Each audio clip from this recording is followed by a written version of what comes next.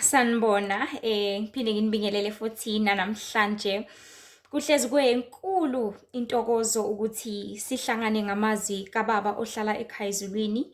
Kuhlezi kwenkulu intokozo ukuthi sikhulume izinto ezizosisiza ngoba iyona ndlela esingatshengisana ngayo uthando ngalesi sikhathi samanje sesiphila kusona ngoba sonke siyabona ukuthi izinto zishintshile kakhulu, azisafani nakuqala, azisafani nakudala futhi azisenzeki ngendlela ubaba wethu ohlala ekhaya ezulwini ayekade ehlose nafisa ukuthi zenzeke ngayo. Kodwa-ke uNkulunkulu uyakasebenzise lokhu abantu abahleli kona, lokhu abantu abazimbandakanya kona ukuziveza khona lapho ukuthi usanguNkulunkulu onothando kangakanani, ukuzifikisa la abantu bekhona, aqhubeke aziveze inkazimulo yakhe, aqhubeke aziveze uthando lwakhe, aqhubeke awuveze umusa wakhe, aqhubeke akuveze ukukhanya ngoba uJesu Kristu uyakathi mina ngingukukhanya kwezwe, nani anibeni ukukhanya njengami. So ukuhlangana kwethu ngiyohlezi ngichaza le ndaba ukuthi kumayelana nomphefumulo wakho, kumayelana nokusindiswa kwakho, kumayelana nokuhlengwa kwakho, kumayelana nokuthi ufumane umbuso wezulu ngelinye ilanga ngoba azikho ezinye izindaba ezingaba zintsha njengamanje kulesi sikhathi esesiphila kusona. Akukho kusha ngaphansi komthunzi welanga, akukho esingakwazi, akukho engathi kufika kusimangaze ngaphandle kwezinto-ke ebekade zenzeke ebumnyameni. Into ezosimangaza njengamanje ukuthi sekuzokwenzeka ekukhanyeni, nezinto ebekade zenzeke ebusuku, ubugebengu, izinto ezenzeka abantu belele, abantu benganakile, abantu bengaboni, njengamanje sekuzokwenzeka in broad daylight. Ukudubula umuntu kumele uqale wenze sure ukuthi akunamuntu kuqala, noma uma uzosebenzisa isniper uqale uqhelise bonke abantu ukuze bengaboni, benganaki. Njengamanje sekuzokwenzeka isinomi kanjani phambi kwabo abantu ngoba umoya kaNkulunkulu uyaphuma, uyancuzeka, uyaphela lapha emhlabeni. And the more umoya kaNkulunkulu uphela lapha emhlabeni, kuphela ini kubantu?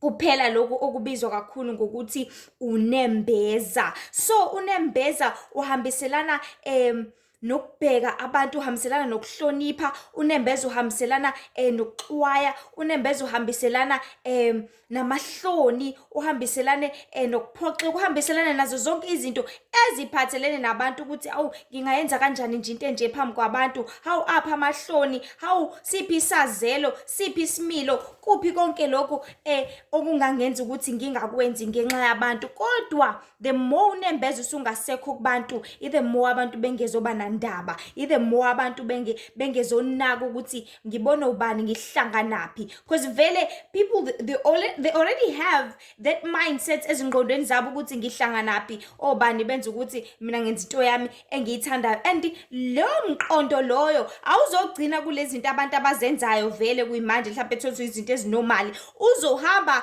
uzufinyelele kwizinto ezi-abnormal noma ezingajwayelekile noma ezingafanele ukuthi zenzeke phambi kwabantu. Ahambe ngomqondo ukuthi ngihlanganaphi, izindaba zami yenziwa yimina lento, yena kangendawo, mina noma ngamdlwengula umuntu wami phambi kwabo abantu abangene ndawo, bahlanganaphi izinkanuko zami, izifiso zami, you know, all those things. So namhlanje ngifisa siqhubeke kakhulu ngendaba yamazwi uNkulunkulu athandayo ukuthi siwazi, amazwi athandayo ukuthi siwaqonde, nezinto athandayo ukuthi masizibheka sibukisise ukuthi yazi lento kade yenzeke iminyaka ngeminingi eyedlule, kodwa isiza ngani, kodwa isakha kuphi, kodwa isibulala kuphi, kodwa sizuzani ngayo. Ngoba lapha emhlabeni kumele sikhumbule bantu bakaNkulunkulu ukuthi it's either you are losing something or you are gaining something. Either way khona okwenzakalayo kuwena. Ngoba ekuphileni kwakho mawuhamba endleleni uhamba wenza kahle, you are gaining izibusiso, you are gaining impilo ende. Mawuhamba uhlonipha uthola impilo eyandiseliwe ngeminyaka. Uma ungenzi kahle impilo yakho iyancipha. So you are basically losing something. If ungadli kahle emzimbeni wakho, you are losing impilo yakho because uzidalela izifo ezizoqeda zikubulale ngelinye ilanga. But if udla kahle, you are gaining something, gaining more and more life and having that kind of wisdom. Kudinga inkosi uJesu Kristu nje kuphela. So namhlanje noma ngingathi kulezi zinsuku ubaba ohlala ekhaya ezulwini unokungikhumbuza kakhulu ngemiyalezo aseke ayithumela ngaphambilini. Othola ukuthi angikaze ngayichaza ngayisabalalisa because beyingekho le nkundla yokuxhumana, which is YouTube. I was only using uTikTok back then. So izinto eziningi kuTikTok, as we all know ukuthi it's so shortened ngendlela yokuthi it's only 10 minutes. So even though umyalezo yaNkulunkulu ibifika ngaleso sikhathi, and then I try to summarize it as much as possible as I can to that kind of 10 minutes. But the fact that the Lord has produced a good platform ukuthi yonke into ihlakazeke, isabalale, abantu bachaziseleke, abantu bazazi izinto, baziqonde futhi bazi ukuthi bengenze njani ukuze bazisize, then we are using this platform ukuze sisabalalise, sihlakaze amazwi kaBaba wethu ohlala ekhaya ezulwini, size ukuthi umdali wezulu nomhlaba uthi asenzeni njani, uthi asilungise kanjani, uthi asiphileni kanjani ukuze sizombona ngelinye ilanga futhi siyobona umbuso wezulu ngokuba ususondele kakhulu kunakuqala. Yes, ungeza in 5 years from now, 10 years from now, 20 years from now, but ukusondela kwawo usondela kakhulu kunakuqala. Nazi izinkomba siyazibona, abadukisi bezikhathi zokugcina. Nazi izinkomba siyazibona ukuthi ezikhathini zokugcina kuzokwenzeka izinto ezikanje kanje, and yonke le nto siyayibona njengamanje. And ayizoba lula, ayizoba ngcono, but izoya ngokuya ibe worse, izoya ngokuya ububi banda, kuzoya ngokuya ukukhanya kufiphale, ngoba ukukhanya kunguJesu Kristu, ngoba ukukhanya kunguNkulunkulu oyingcwele. So if ukukhanya kuphela lapha emhlabeni, kuzokwanda ubumnyama. Remember umhlaba ungakadalwa ukuthi kwakungubumnyama phezu kotho, angithi, but inkazimulo yaNkulunkulu yayehla nenyuka, nomoya kaNkulunkulu wehla wenyuka phezu kwamanzi. uNkulunkulu ngezwi lakhe wathi akube khona ukukhanya, kwase kuba khona umkhanya emhlabeni. Kwase kuba njalo ngenxa yezwi lakhe alikhuluma ngezindebe zakhe ubaba wethu ohlala ekhaya ezulwini. So if uNkulunkulu esesusa umoya wakhe lapha emhlabeni, kuzokwanda izinto zobumnyama. Even though kungakhanya kanje emini, kodwa kuzobe sekukhanyisa nje ilanga kuphela, uNkulunkulu esize enzela ukuthi sikwazi ukuthi siphume singene, kodwa izinto zobumnyama ila sezosabalala khona. Kucaca ukuthi kahle kahle lapha emhlabeni kubusa obumnyama more than ukukhanya, ngenxa yokuthi uNkulunkulu uzobe sengasekho, eseyisusile inkazimulo yakhe nomoya wakhe okwazi ukusisiza kulesi sikhathi esiphila kusona njengamanje. So these days uNkulunkulu is going back to old dreams, old prophecies. Buyela emuva obaba wethu ohlala ekhaya ezulwini. And mfisa namhlanje sikhulume kakhulu ngezigqila zemfundo, izigqila zemfundo. So ngomhla ka-17 February 2024 kuwona lo nyaka, I had a dream, ngaba nephupho lana. Ngibona ngisendaweni engase-groundini, you know, kune-ground ne, sonke siyalazi ground lebhola, but not lama ground la amakhulu, Orlando Stadium, Moses Mabhida, no, but ama-ground lawa amancane lawa asemakhaya, kodwa angemakhulu kakhulu, but I think ala ko 200 meters, bese kuba 200 meters on the side, the long sides, and then la a short, I'm not sure if it's 100 meters, but I think it's something like that. So ngiphopa mina ngiseceleni kwalo ground, angikho kulona, but lithanda ukuqhela kumina. It's like half 100 meters noma 50 meters away from me. So uNkulunkulu angibeke in this position la khona ngibona izingane, kunezingane zesikole engazuthi lezi zingane zizodlala ama games. So ke siyazi ukuthi izikole zihambe zibe nama-sports games, zibe nensuku la khona zenza ama-culture, kwenzeka zonke lezi zinto lezi. So ngalelo suku, in that dream noma kuleli phupho, ngibona izingane ziyadlala kusuku lama-sports, and there's this one teacher, and immediately uNkulunkulu aku-highlight engqondweni yami ukuthi okay, lesi sikole lesi isikole sezingane ezi-multi-racial, noma lezi zingane lezi ezizicicici, izikole la kukhokhwa khona, you know, sonke siyazazi izikole ezifana nalezo. So ngimile besides that, so uthisha uphakathi nendawo and benza isikokela owaphakathi nendawo. So njengoba ephakathi nendawo ubhizi uyachaza, uyabachazela ukuthi okay sizodlala ibhola, sizodlala ukugijima, sizodlala u-1 or 2, abale nje ama-sports. So ngale kathi esabala ama-sports kuney'ngane ezila ngemuva. Njengoba zakhe isikokela khona ezila ngemuva sezakhe zona a very small caucus. Zakha le caucus lena zenzela ukuthi zikhulume eceleni uthisha angezwa futhi anganaki. Lesingane zenzela ukuthi uthisha anganaki futhi angazizwa. No, we must note something ukuthi mangabe kwenzeka izinto ezikanje kusuke kuyi-program thizeni noma kusuke kuyi-procedure ekumele ukuthi ilandelwe iwona wonke umuntu ngaleso sikhathi. So now uma ngingale kwe-ground ngibhizi ngiyabuka this scene, ngisamangala ukuthi why ngibona lento, kungani, kwenzakalani, uNkulunkulu ufuna ukuveza ini njengamanje. So mangibheka lezi zingane zibhizi ziyakhuluma la ngemuva zithi, and uNkulunkulu in as much as I was away kodwa I could hear everything abayikhuluma. Ngangizwa yonke into lezi zingane ezimi la ngemuva ezaziyikhuluma ngalesi sikhathi. So lezi ngane ziyakhuluma zithi yindaba nje thina kumele sidlale lama-sports, why nje ngaso sonke isikhathi kumele senze lento. Yazi ukuthi sesikhathele nje thina, njalo nje siyadlaliswa, njalo nje senzisizwe izinto esingayithandi.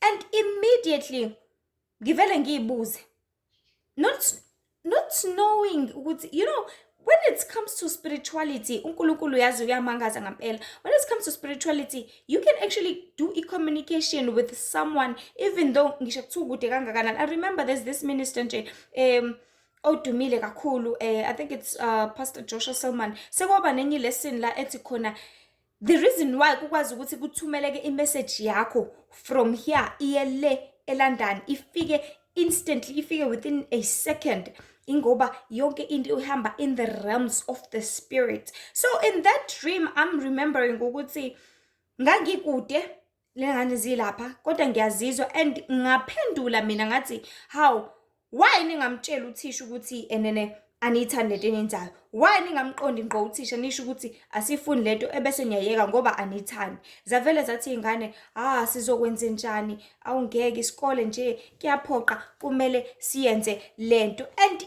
instantly noma immediately ngabuka ukuthi zisho ukuthini mazithi kuyaphoqa, zisho ukuthini ukuthi kumele siyenze lento. So these kids were busy complaining at the back.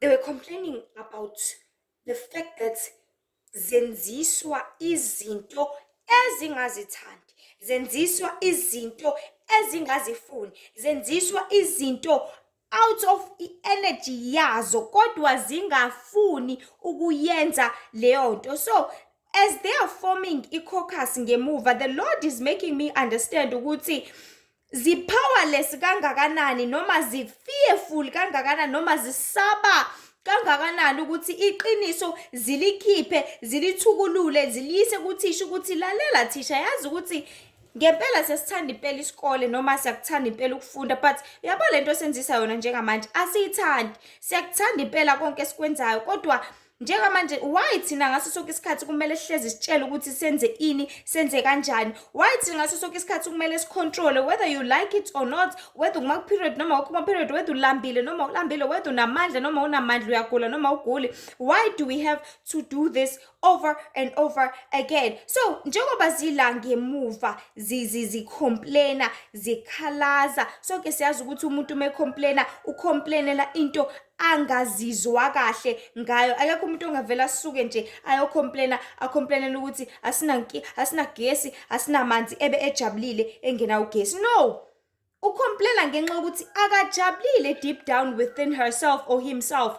Akajabulile njengoba engenawo amanzi ngoba uyawadinga, akajabulile njengoba engenawo ugesi ngoba uyawudinga, akajabulile njengoba engenazo izimpahla ngoba uyayidinga, akajabulile njengoba kubhalwa iletter, ibhalelwa iminister, ibhalelwa imayor, ibhalelwa sibanibani, ingobani izikhalazo zabantu. And we must understand something people ukuthi when it comes to complaining, mangabe usufika kwisigaba la khona usukcomplaina, ila khona isuku usufed up, usukuthi akuzilime zetsheni, ngiyomtshela ngeke phela kumele ilungiswe lento.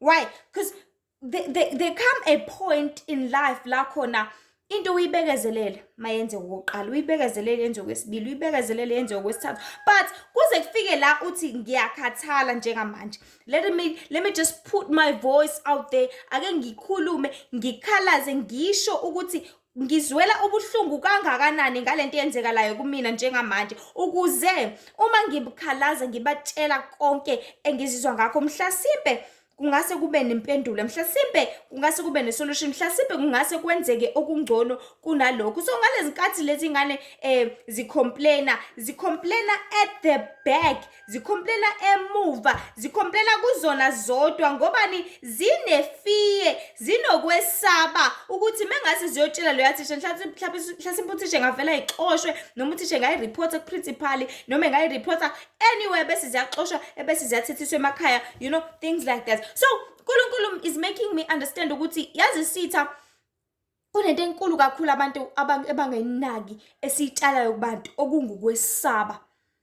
Because ngale nkathi usaba, even though ungazwela ubuhlungu ngento thizeni ongayithandi, even though ungayibekezelela kakhulu lento ubona kahle ukuthi awuyithandi, but ngenxa ukuthi uyasaba, angeke uzukwazi ukuthi ugunyule ukukhuluma ngayo, angeke uzukwazi ukuthi ukhiphe yonke into oyizwayo ngaphakathi, ukhiphe imizwa yakho, ukhiphe uluvo lwakho, ukhiphe iwill yakho. It is when your soul comes ke, because isoul ihlukaniswe kathathu. There is your emotions, there is your will, and there is your mind. So ngaso sonke isikhathi, if umphefumulo wakho unalezi zinto lezi noma unalama character lawa wo3, if imizwa yakho ingakujabuleli whatever okwenzayo, if ingqondo yakho ibona ukuthi ngiyaqilazwa lana kudlalwa ngami, if iwill yakho wenziswa into out of your own will, out of ukuthanda kwakho, out of ukufisa kwakho, out of ukuvuma kwakho, usuwenza ngoba Nkosi yami ekhaya bazothini, kumele Nkosi yami yazi uma ukhokha imali eshisiwe kulesi sikole, uma wenze u1 no2 no3. So who is crying kahle kahle? It is your soul, umphefumulo wakho okhalayo. Because njengamanje wenzisa into ongayithandi, whether uyakhala lapha esikoleni noma ukhale, abahlangene. Whether uyathanda ukuyenza lento noma uthandi, abahlangene in the name of kuyaphoqa.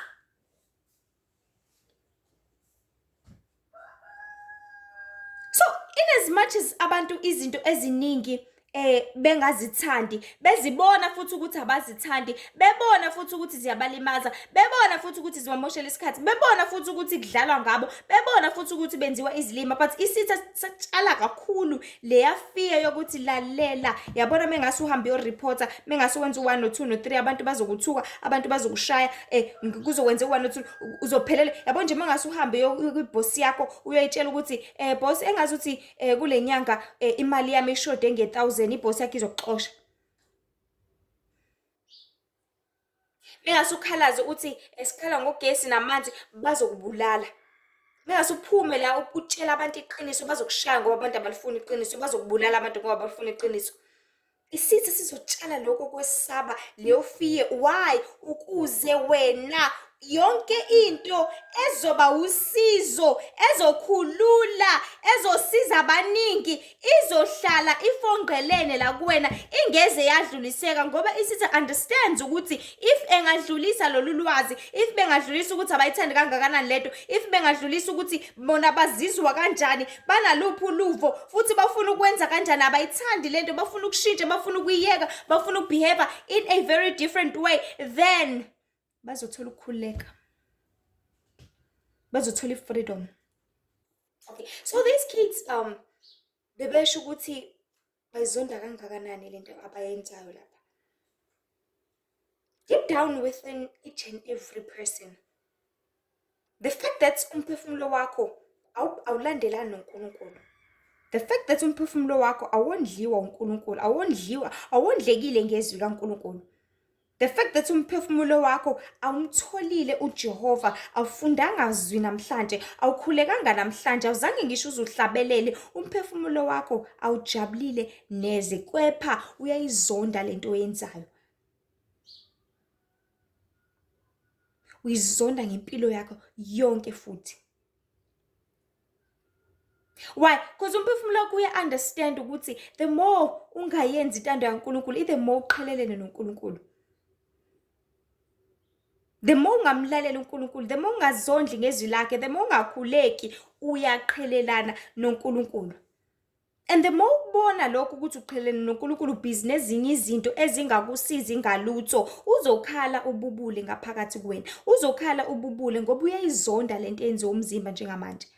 Uyazi ukuthi njengoba uhleli la emzimbeni akumele ngabe umzimba obhizi wenza izinto zawo ngaso sonke isikhathi. Akumele ngabe umzimba obusayo ngaso sonke isikhathi, because ukubusa komzimba ukubusa kwesono, ukubusa kwesono ukubusa kokufa, kubusa emzini wakho ukuzigcogcomele nanoma ngasiphi isikhathi okufuna ngaso. And umphefumulo wakho will always cry. We all see emphakathini mengabe kunenkinga mhlawumbe eqhuma amapayipi nani awekho amanzi. Yes, abantu baqale bathule. Emakhaya amanzi besakhona, besanawo koJojo, besanawo koHome. Babekezele, bathule. Bathule week 1, bathule week 2, week 3. Baqale baphelelwa abanye. Abasebenzisa amabhakede kuphela baqale baphelelwa amanzi abantu. Mase sephelile umuntu amanzi uyabona ukuthi hayibo ngiyayidinga lento. Ngiyawadinga amanzi, ngizokwenza njani, ngizogeza ngani ekseni, ngizopheka ngani la ekhaya. Baqaleke manje. And lo sebonile iqiniso uzosaba ukuthi ngeke kuyimina ngedwa, ngeke ngizoqala ngakephi nje, futhi ngizoreporta kubani, ngeke ngelizizwakala izwi lami, ngezwakala iphimbo lami, ngizokwenza njani. Athule nalo. Nomunye aphelele futhi, nomunye aphelele. Baze babe inqwaba. Mase beyinqwaba kuyikhani ke sekusukuma ke lo nesibindi asho ukuthi kudlalwa ngathi la. Bathi siphile kanjani amanzi bengasinikile isikhathi eside kanje. Bathi siphuzeni, bathi sigeze ngani, bathi senze njani. The more abantu behlangana bebumbana, ila uqala khona ke caucus, la becomplaina khona ukuthi no man, uhulumeni udlala ngathi. And ngaleso sikhathi I know kulowo ma caucus nalowo ma forum lawo kusuke kune leader vele esuka iphethe ngaleso sikhathi, but leyo leader leyo iyona engazi ukuthi ingaba imediator mhlawumbe between ikhansela and the people laba bala kwi forum. And those people abakwi forum ibona abazosaphazeka basakazeke kubantu babatshela abantu ukuthi okay wenze ku 1 no 2 no 3 engcono ukutholakala amavaterikani nanani. But ngaleso sikhathi if the leader le ekumele ihambe iyoxhuma nekhansela, ikhansela if lona nalo lingekho esimeni sokuthi liseve abantu ngendlela right ngendlela efanelekile, lizovele lithathe lo oyileader eforum lithi hayi vala umlomo. Yabo nje beqhuma amapayipi nje thina siyathola imali ngalamavaterikani ehla enyuka la emhlabeni. Mase limvala umlomo lo uzobuya ngala akasa-respond, akasasho ukuthi kwenzakalani. Useqhamuka uthi hayi ayazi amavaterikani, just relax. So in all aspects noma in all cases abantu ngamunye bayakhala yezwa. Umuntu uyakhala eyedwa. Why? Because umphefumulo wakhe okhala ububule. Akhale nomunye, akhale nomunye, akhale nomunye, but because of i-weakness noma ubuncane bongakhuli, whether spiritually, whether engqondweni, whether ekuhlakanipheni, or in any cases, uthi umuntu esenaso isikhalazo eyibona into ukuthi wrongi, eyibona ukuthi ayikho right, ebese eba nomuntu ozomvala amcindezele lo amthembile ongaphezulu kwakhe. Fana nengane, if umuntu omdala understanda kangcono ukuthi usibanibane vele umuntu ongayiphethe kahle oyisigebengu nani. Let's say ubaba wala ekhaya uyisigebengu. Ingane encane ibuka ithi hayibo, why ubaba njalo ngaso sonke isikhathi ebuye egqoke into ezimnyama, ubaba ephethe isibhamu nani. And ingane ngisho akuthiwa kwenzakalani, ngeke ilithole ithuba lokuthi ikwazi ukuthi ikhulume lawo mazwi lawo, because ngalesi sikhathi ifuna ukukhuluma ngalawo mazwi uma wayezovela press why? Because umama uyazi ukuthi we are gaining something from ubugebengu balo baba. Uyazi ukuthi we are gaining imali from ubaba ebamba abantu izinkunzi, ubaba ebulala abantu. In as much as lengane izofuna ukukhuluma, izoxake ukuthi why ubaba behave kanje, but umama knows and understand. So lithini iBhayibheli lithi ningabayihlo uSathane omqambe manga nomhlebi noyise wawo wonke. So uSathane will always try and use people around. No, sathana ngeke aze ayifikele yena, relax, but uzosebenzisa abantu around, all the spirits, all imizimba evumayo ukwenza izindlela zobumnyama ukuze ivimbezele, ithulise laba abanokuhlakanipha emehlweni abo, abanokuhlakanipha ezindebeni zabo, ibathulise, whether ibathulisa ngemali, whether ibathulisa ngama food pampers, ama hampers abantu abanikezwa wona, whether bathuliswa ngokuthi sobanikeza u350, whether bathuliswa ngane noma ingayini, but as long as bezothuliswa bengeze ukukhuluma iqiniso. Lo bonakalayo ukuthi akathuli, uyangqabashiya njalo ufuna ukukhuluma, kwenziwa into elula kakhulu ngayo. Death, bambulala straight. So we live in such society njengamanje whereby everyone is controlled ngazindlela zonke, everyone uyisigqila, same ngandlela thizeni engaba khona lapha emhlabeni, but abantu deep down abakuthandi lokho. Emphefumulweni wakho uyazi ukuthi awuyithandi kangakanani leyo nto, kodwa itshaliwe ifear kuwena, utshaliwe ukwesaba ukuthi lalela, mewalilinge nje wabatshela abantu iqiniso sokuphuca yonke into nayo, mewalilinge nje wenza u1 no2 no3 sokuthatha yonke imali yakho, sokuphuca umsebenzi, sokuphuca ukuthi nokuthi. Usubonile ngithi mbonile ngithi ukuthi wenza uphila kanje kanje, and abantu basatshiswa ngayo yonke into, athule nalo iqiniso ngoba usatshisiwe. That boss emsebenzini wakho akusabise ngokuthi uzokuxosha la emsebenzini uma washo nje ukuthi uhleze lala nawe. The reason why uthola ama promotion wena each and every 3 months, it is because ulala nawe. Akusabise athi lalela, uma walilinge nje wakhipha izimfihlo zami, wakhipha ubumnyama, wakhipha izinto engizenzayo, ngizokuxosha. Alibele kuvala ngala promotion, alibele kuvala ngemali, because ulibele tshala ifear kuwena, ukwesaba. But that doesn't stop ukuthi lento ayenzayo iwrong, akuvimbi ukuthi lento ayenzayo ayikho right. And not only is he or she going to do it to you, usazoyenza nakwabanye. Ilo nto abantu abangayi-understand ukuthi yazi, if you raise your voice up, ukhuluma iqiniso, usho ukuthi kwenzeka u1 no2 no3, kwenzeka izinto ezingekho right, the minute or the time you raise your voice up, that is when you can help other people as well. Ingane nkathi ukwazi ukusiza bonke abantu, but ngenxa ukuthi umhlaba ubuswa isitha, that is why abantu bekwazi ukuthi bafiphazele izingqondo kangaka.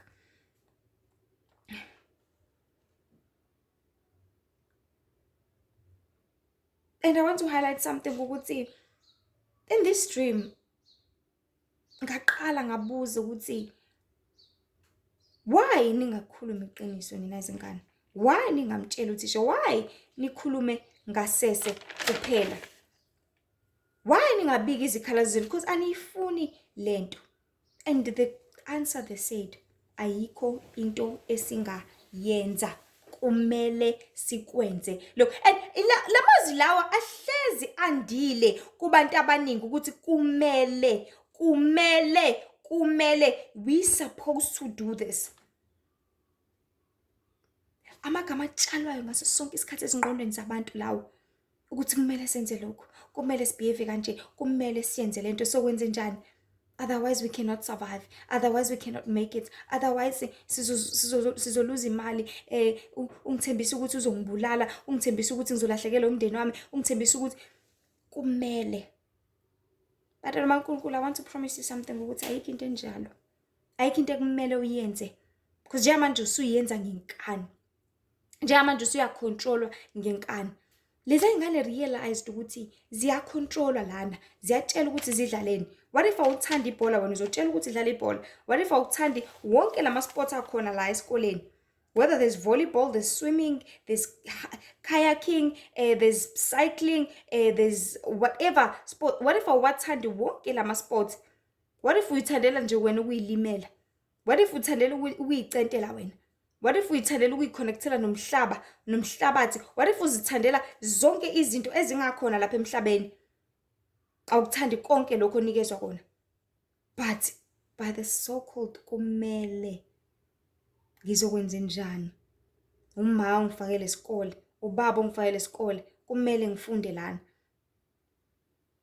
And uma uthe isona sikole esi-right lesi, uma uthe iyona mpilo e-right le, iyona nto, you are busy inflicted with something or things that are around you. Ufakwa izinto ezikhona around wena zize zikwakhe. Zize zikutshela ukuthi wena ubani, zikutshela ukuthi kumele wenze lokhu, zikutshela ukuthi kumele ubehave kanje, zikutshela ukuthi enza lokhu ngalesi sikhathi. You are controlled. Fana necomputer njengamanje. You are a computer. You are being told what to do. Uhluke ngani ne-AI, i-robot? Because lona i-robot lifakiwe information yonke ekumele ukuthi liyikhiphe. Yabo uGoogle unayo yonke information efakwa abantu ngaphakathi. That is why if wonke umuntu eza kuGoogle esondela kuwona, uthi mefika kuwona abuza ukuthi what is a chemical?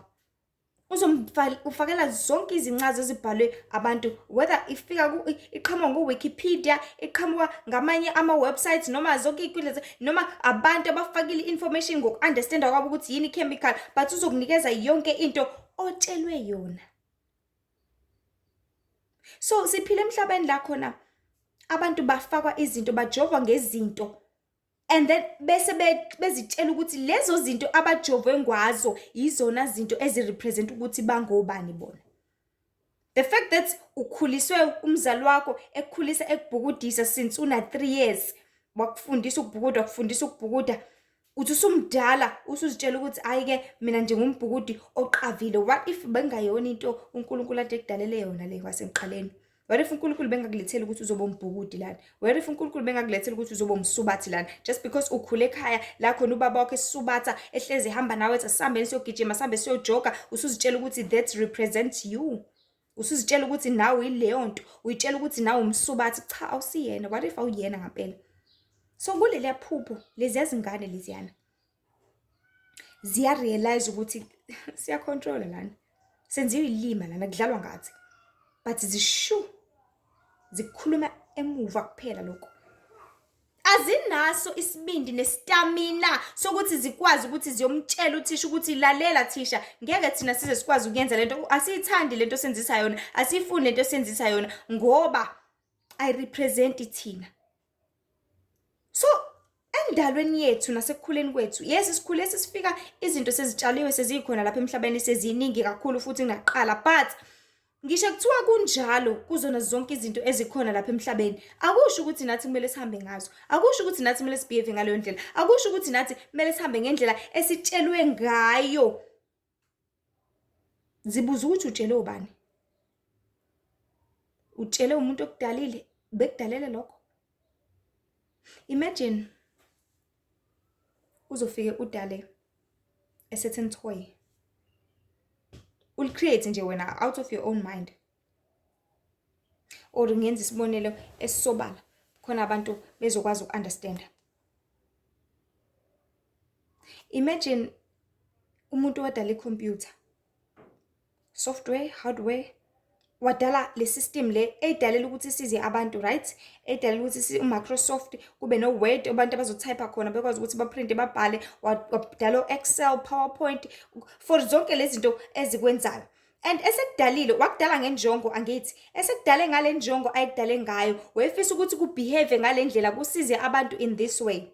Kuqhamuke another person ayishintshe icomputer completely, asuse zonke lezi zinto lezi, asuse PowerPoint, asuse Excel, asuse konke okukhona kwicomputer ngendlela umenzi wayo, the creator who stayed engqondweni yakho wacabanga ukuthi how about kube nento kanje, yazi izosiza abantu enza izimpilo zibelula kanje kanje kanje, and then there will come another person azokususa konke lokho ebese sekususile zonke lezi zinto lezi afake okwakhe. Athi yazi icomputer kubuya ama games, akubuya Facebook, akubuya WhatsApp. Uzofila kanjani wena as the creator of the computer? Uzofila kanjani as the creator of this software?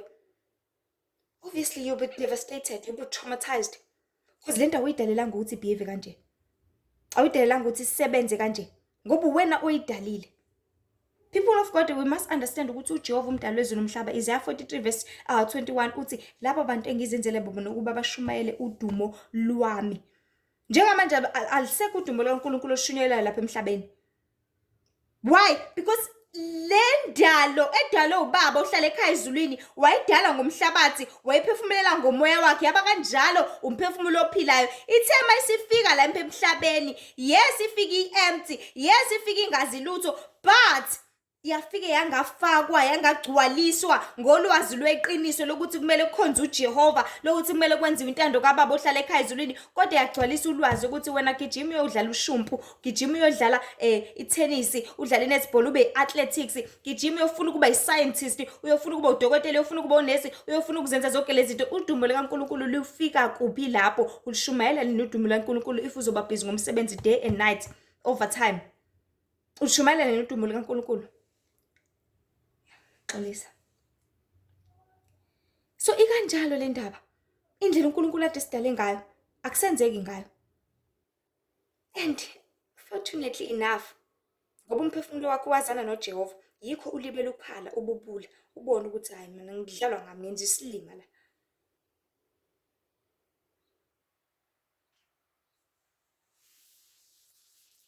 Kana noma uzothuma ingane, uyithuma esitolo, uthi ihambe ungithengela ushukela. Ithi mayihambe endleleni ihlangana nomuntu athi uthunywephi? Athi hayi ngithunywe esitolo. Uthunywini? Ngithunywe ushukela. Athi hayi bo, uma wakho mina ngimazi ethanda ilokhu njani, uju nje. Hayi uma wakho ukuthuma uju wena mhlawumbe ube nephutha. Kuwena as a person to realize ukuthi no, mina ngiyawazi umyalezo, ngiyakwazi engitshelwe kona ekhaya, ngiyazi ukuthi uma ungithuma ushukela, uma akazange ngithuma uju. Yes impela uma uyalithanda uju, hlezi futhi esebenzisa lona etiyeni lakhe noma ekhofini lakhe, but njengamanje ungithuma ushukela mhlasimbe ufuna ukubhaka ngawo.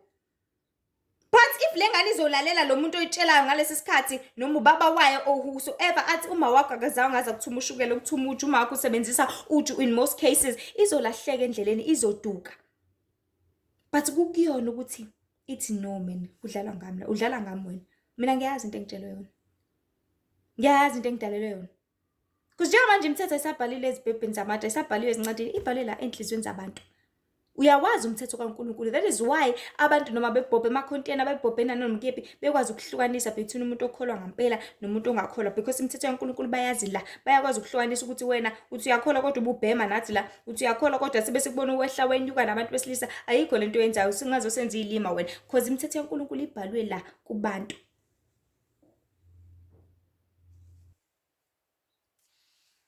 So uNkulunkulu wayicacisa le ndaba ukuthi yazi singabona ingane ezigcwele esikoleni, whether it's multiracial school, ama-public school, noma ikuphi la kugcwele khona abantu, la zigcinwe khona izingane, la zifunda khona. Kodwa at the end of the day, deep within their souls, they are trapped. They hate it with all their hearts because they are trapped and being taught izinto ezibakhalima ngokuqhelelana noNkulunkulu kunokusondelana naye. In as much as singathi we-right, yes, education is very important. It is the key vele, because awuzoba nalo ulwazi ngezinto eziningi, but zibuza ukuthi kulana lokhu ulwazi njengamanje olukhona elifundiswa abantu lu-relevant kangakanani empilweni zabo. Lu-relevant, lubasiza ngani? I remember there's once this scenario nje whereby ingane yayifundiswa ey'koleni zabelungu sukela ka-grade 1, yafundiswa ey'koleni zabelungu yaze yafika yaze yaqeda ka-matric. Yathi ukuqeda ka-matric yavela shona.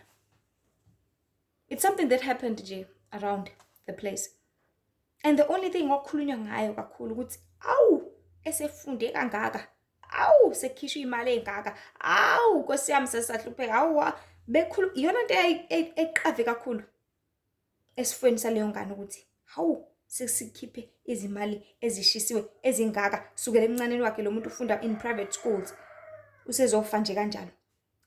Ngicela ukubuza ke imfundo nalezi imali zonke asebezikhiphile, mhlawumbe bafikile kwimiliyoni bespenda kulengane all these years, 12 13 years,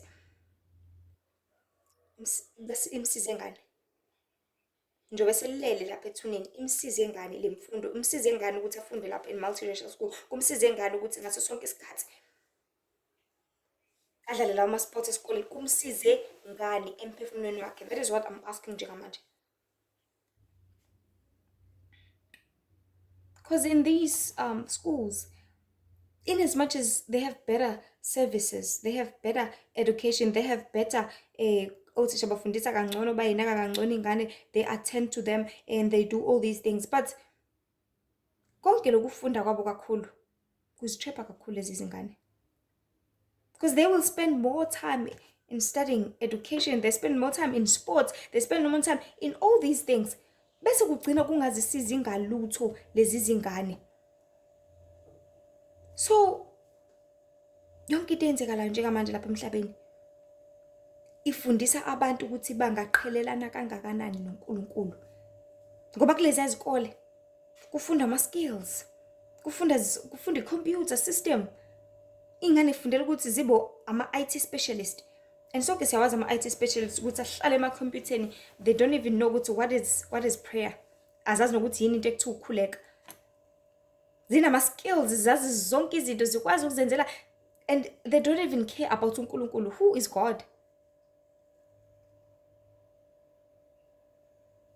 Singabantu abamnyama asizikhumbula ukuthi singobani, asizikhumbula ukuthi sidalwe ubani, asikhumbula ukuthi usidaleleni, asikhumbula ukuthi yiphi injongo asibekela yona lapha emhlabeni. Sibuyele kuleyo njongo, siyiphile, senze intando yababo ohlala ekhaya ezulwini ukuze sosindisa imphefumulo yethu. Because kuleli yaphupho lezi ngane ziyakhala, ziyacomplaina, azifuni lento ezenzayo, azifuni. But abazali bayiqhubha ngenkani, shonani khona, hawo isikole singcono, ingane igibela imoto, ingane ihlala erest, ihlala eflatini, ihlala kuphi kuphi. Ayifuni lento, iyayinyanya ngenhliziyo yayo yonke. So these kids are trapped. Ziboshiwe lapha, ziyasaba futhi. Zifunda namanye ama-races, abelungu, ufunda i-Afrikaans, ufunda zonke lezi zinto, and they think they are better. Because yazi one thing uNkulunkulu ake ayitshala kakhulu ukuthi nakhona ukuthi ziye kulezi izikole, the so called qualification noma uqualify ukuthi bangene kuzona. That is when umzali eba proud ukuthi ungiyaziqhenya ngawe, uyazi uphase kahle, uyaqualify ukuthi uyofunda kulesi sikole lesi esi-right. And mase siqualifyile ngane ya right, iyaziqhenya nayo. And you must remember something ukuthi ukuziqhenya, being proud, kukisaphi? Kukisa kwi-pride. Usezoziphakamisa kumama ngoba ingane yakhe ifunda esikoleni eziyizicwicwici. Mina ingane yami ifunda esikoleni esukuthi, mina ingane yami ifunda esikoleni la khona be-5 eklasini, mina ingane yami ifunda nabelungu, ifunda nabantu abaphezulu, ifunda no-1 no-2 no-3. Usezoziphakamisa. Oziphakamisa uyakuthotshiswa. Uthi uNkulunkulu ningazikhothameli, ningazikhonzi. So lezi zikole lezi, in as much as you are so proud mzali, you are getting to i-pride. And yaba i-pride. Asikhumbuzane yaba i-pride. Yasathane, iyona yamwisa le ezulwini. Ebona ukuthi ungcono kunezinye ingelosi, ebona ukuthi muhle kakhulu yena, ebona ukuthi unephimbo elihle elingcono. And leyo pride leyo yamthatha yambuyisela back to square one, yambuyisela down, yamenza wangayithola indawo ezulwini anymore. And leyo pride leyo iyona ebhizi itshalwa kubantu nanamhlanje, iyona ebhizi ijova kubantu kulezi zinsuku.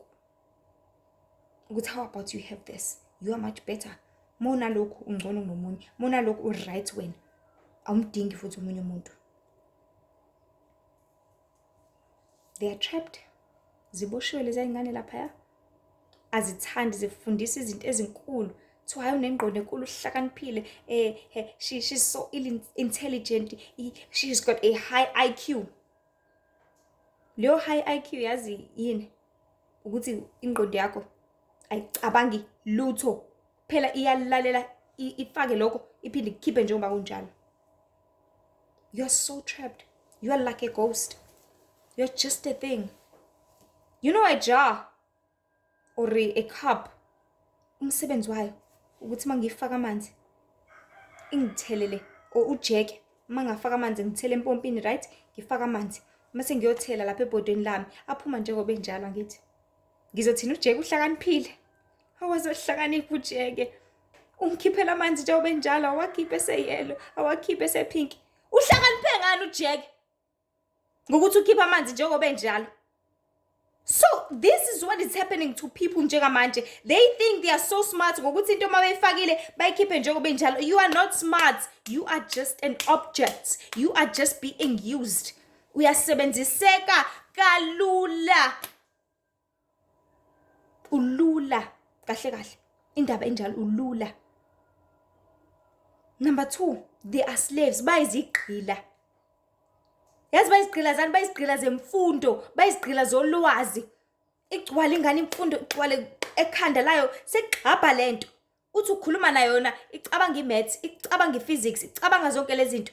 Ayisazazi nokuthi kumele ifunde isiZulu, ayisazazi nokuthi kumele ifunde ulimi layo, ayisazazi nokuthi kumele izazi ukuthi ngubani kodwa ihlezi ikhuluma isingisi. Because I was once a victim as well. I would like to apologize kakhulu. Because namanje nisasizwe isingisi ukuthi sisavele siphume isinomi kanjani kumina. Because I was once inflicted in such a jail. So bayiziqhila zalezi zinto lezi ekungazona ezabo, ezingarepresent ibona, ezingabafuni futhi, bayiziqhila. And kufundwa kakhulu lezi ikole, kuphunywa late and baphatha inkomo engaka with so big books. Ebese ethi umuntu sengiyifunde yonke ngayiqeda uthi ini? Incede engaka? Siqedile. What? Bayiziqhila. And kumele sikwazi siqonde ukuthi in multiracial schools they are better slaves. Bayiziqhila ezingcono, ezikontroleka kangcono, ezitshelwa kangcono, ezikremayo. They are better in cramming, they are better in studying. Like I said with that example yaJack, ukuthi ukhiphela into njengoba injalo, njengoba ade ufaka empompini lawa amanzi akhiphele wona njengoba emhlophe enjalo. Ayikho into ehlakaniphe ngayo Jack. So ayikho into ehlakaniphe ngayo ingane yakho ukuthi ikhipha yonke into njengoba enjalo. Ikona kuhlakanipha lokho? No, asibuyelele eqinisweni langempela. Ikona kuhlakanipha yini na lokho? Awusakwazi ukulizina manje wena. But you just cram and ukhiphe le nto le njengoba kade uyikremile, njengoba uyazi. It's not reasoning, but bankulunkulu, it's not logic. So in as much as they think that they are smart, noma bengacabanga ukuthi bahlakaniphe kangakanani, kodwa ibona abayizidumo zokugcina, ngoba ibona abakwazi ukukontroleka kangcono kunabanye abantu. Because if umuntu uthi akenze into ayenze exactly njengoba injalo, lowo muntu akahlukile nerobot. Ngiyakhumbula nje kwakunomunye uthisha weMaths, indlela wayeyazi ngayo iMaths, yazi even uline mewudweba wayudweba uthi thwi, uhle yabo nje ubona ipeni ezowudweba engabekanga rule ezansi, uzowudweba uthi thwi, uvela ubona ukuthi ha, nomuntu lo is crazy manje, ingqondo yakhe ayisafunction ngendlela right. Aze athi noma ungangivusa ebusuku nje unginike noma isiphi isibalo, ngizokwenzela sona njengoba sinjalo. Ayikho into ayimhlula, ayikho into, yonke into ethi maths, yonke into ethi isibalo, yonke into ethi solve x, yonke into ethi geometry, yonke into ethi trigonometry, noma yonke into ethi long division, long sums, whatever, weyazi njengoba ezazi. Why? Because lento kade wayifaka kuyena, umzimba wakhe ususebenzela ukuthi yena ukhiqiza imaths ngaso sonke isikhathi, yena ukhiqiza imaths. So ulula useyisigqila semaths engazi yena. Because mangikhumbula kahle, mangiyibheka kahle impilo yakhe akazani noNkulunkulu, because wayefuna ngisho on weekends ula imaths, Saturday Sunday ula imaths. Yonke into engqondweni yakhe manje sekugxabha izibalo, kugxabha whatever ayifundile. Akasacabanga ukuthi empilweni into ebalekile ukuthi ngithanda abantu, ngithanda umndeni wami, ngithanda umakhelwane, ngithanda. No, it's all about maths. Iziqhila zemfundo. So kukona konke lokho uNkulunkulu akushoyo njengamanje. Kuzona zonke izinto esizibonayo esizaziyo. Zonke lezi zinto abantu abagqilazwa ngazo. Yonke le maths, wonke lolu lwazi belebe befakwa lezi zinto bengathandi. Because deep within kulela phupho lezi ingane azithandi, ziyayizonda lento eziyenzayo. Umbuzo uthi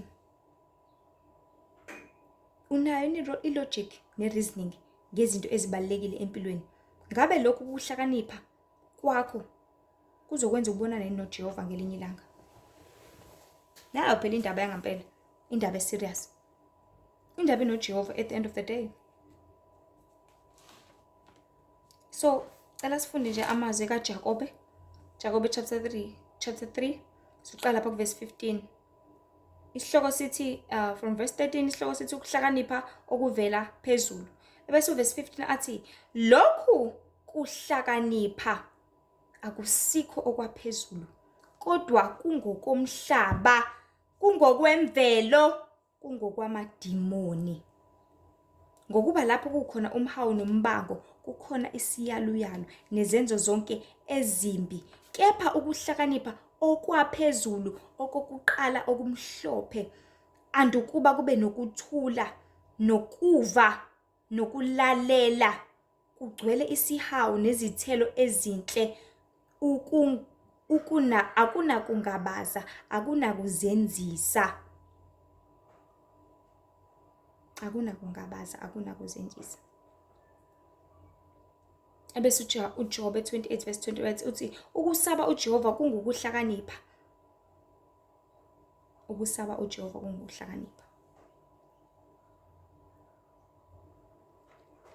Asambeni ke.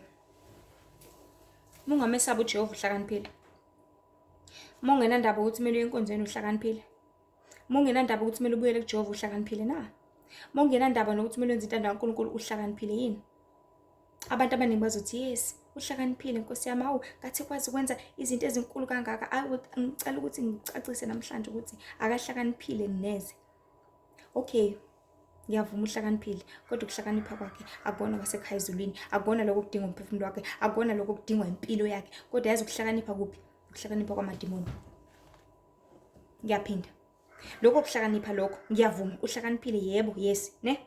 Uyayibamba imaths, uyayishaya futhi, iphysics uyishaya ayishonisele, life sciences uyishaya ngempela. Whatever lento ayenzayo uyayishaya futhi uya-excela kuyona. Kodwa ukuhlakanipha kwakhe akukona okwakuNkulunkulu la evela khona, kodwa kwamadimoni. Lawa awa kanye noSathane. Yakhumbula uSathane ewezulwini wawanengxenye yasezulwini, amadimoni lawa a-inflictor atshale zonke lezi zinto lezi, abantu bese beyothatha zona, bathathe zona ayitshela ukuthi umuntu uhlakaniphile.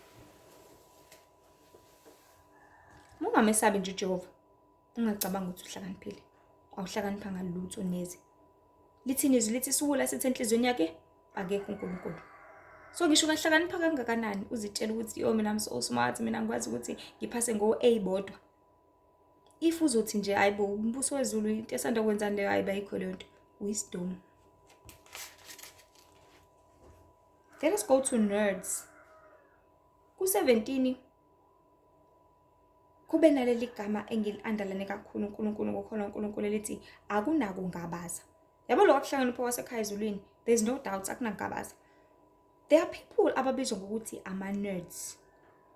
You know lezi ingane lezi efaka ama-specs, zivalele ekamereni, thola ukuthi ingane ine-computer, ine-laptop, ine-iPad, ine-phone enkulu, inayo yonke into ivalele ekamereni, izibhale ngaphandle ukuthi no entry.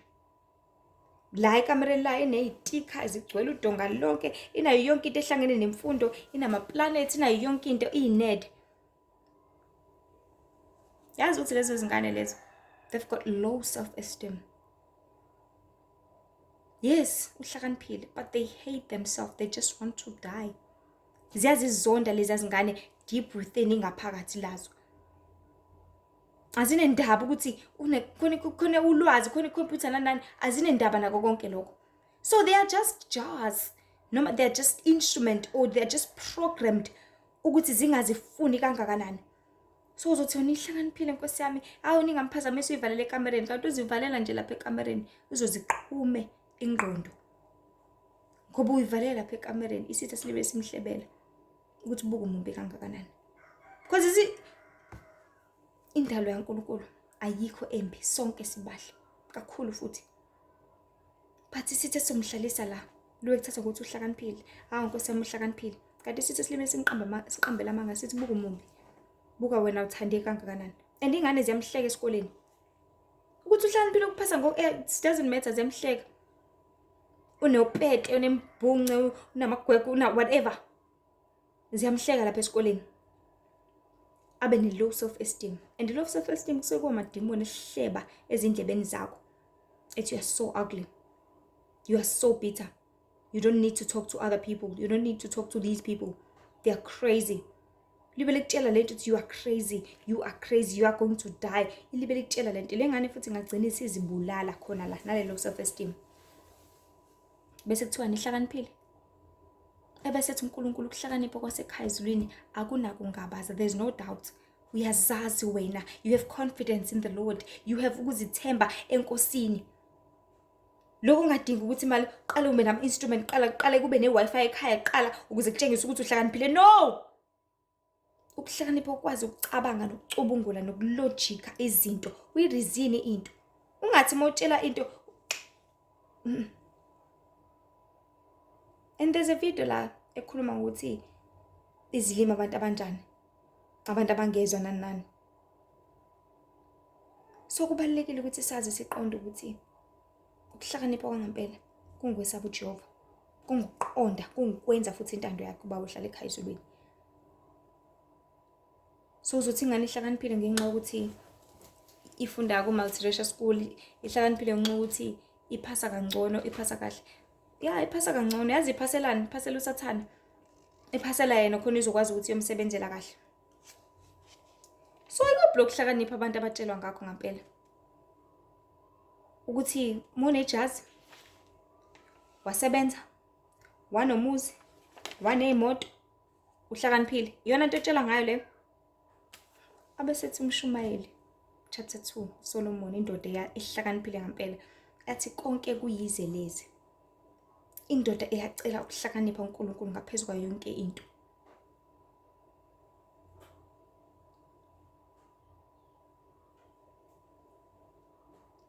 Ethi le ndoda ngabe sengithi ngiyabheka ngaphansi komthunzi welanga. Ngabona ukuthi yonke into iyize lezi yazi. Nakho sengisebenzile, nginayo yonke imfuyo, nginayo yonke imali, nginamakhosikazi, nginawo konke nginomuzi omngaka. But mase ngihamba lento ngizoyishiya nobani? But mase ngihambile lento izongisiza ngani mina uqobo lwami? Wabona ukuthi hayi man yonke lento iyeze lezi. So nina nithini ke bantu njengamanje kulesikhathi samanje nithi ohlakaniphile ilo accumulator zonke lezi zinto lezi azozishiya futhi lapha emhlabeni. You guys are saying ukuthi ukuhlakanipha it is having everything that you want la emhlabeni. I would want to tell you today the truth ukuthi that is not ukuhlakanipha, that is ububula. If lezo zinto uzozi-accumulator, uzi-accommodate, uziqoqe, uzihlanganise engekho uJehova lapho kungayena uNkulunkulu okunikezile lezo zinto. So it's about time abantu baqonde ukuthi ukuhlakanipha kanti into enjani ngampela ukuhlakanipha ukwazana noJehova umdali wezulu nomhlaba. Akona ukuba nemali yonke, akona ukuba nama computer nama laptop because lezi zinto zoshiya lana. You are going to die one day, but there's this soul deep within inside you ehlezi complaina, ibubula, ikubona ulangazelela zonke lezi zinto ushona lena le wehla wenyuka. And then ubhizi ulandela lezi zinto, you are wasting your time. Uzimoshela isikhathi sakho ngoba ulo muntu ongaphakathi. uNkulunkulu uhleze ecacisa lento abantu baNkulunkulu ukuthi fana nezindlu, you know, a house. Mangikhomba umuzi ngithi lapha ekacele. Ocele akusizona izindonga. Ilabantu abaphakathi kulezi zindlu lezi. Ocele laba abangaphakathi ondosi. And mase besukile mhlawumbe bathutha bawuhlala kwenye indawo. Kwahlala abantu bakaMkhize ngaphakathi. Akube kusaba ikacele angithi kube kaMkhize in the same zindonga baphuma ucele.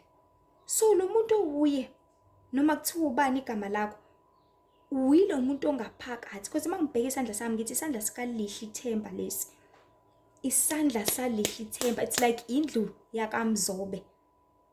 Isandla salihli ulihli ubani lo muntu ongaphakathi, it is the soul. Le ethanda ukwenza intando yaNkulunkulu, le ethanda ukuhlakanipha kwasezulwini, le ethanda ukuthi yenze into eyibona ukuthi right ngaleso sikhathi. Ngizothi ngithi oh Nkosi yami lazi laphuma kamnandi ilanga namhlanje yazi ngidinga ukuwasha. Thi hayi ngiyafunda. Hawu noma kuyi weekend usuku laNkulunkulu ngiyafunda. Wisiqila. Awusayenzi into oyithandayo. You are controlled none. Because by the beginning of this video, sorry, ngiye ngathi umphefumulo uhlukene kathathu. There's ingqondo, there's imizwa, bese kuba iwill ukwenza kwakho. So If kuzoba nento ezokucontrola, icontrol iwilo yakho ukuthi ungabusayenza into ofisa ukuyenza, ungabusawupheka ujeqe, ufuna ukupheka ujeqe nobhontshisi namhlanje kodwa ngenxa ukuthi kumele esikoleni, ngenxa ukuthi emsebenzini uzobuya late, then you are being controlled uyisigqila saleyo nto leyo. Your emotions, uyazizwa ukuthi awuyithandi lento, you are so tired, you feel drained today kodwa kumele uhambe uyodlala lama sports ngenkani, uyisigqila saleyo nto leyo njengamanje.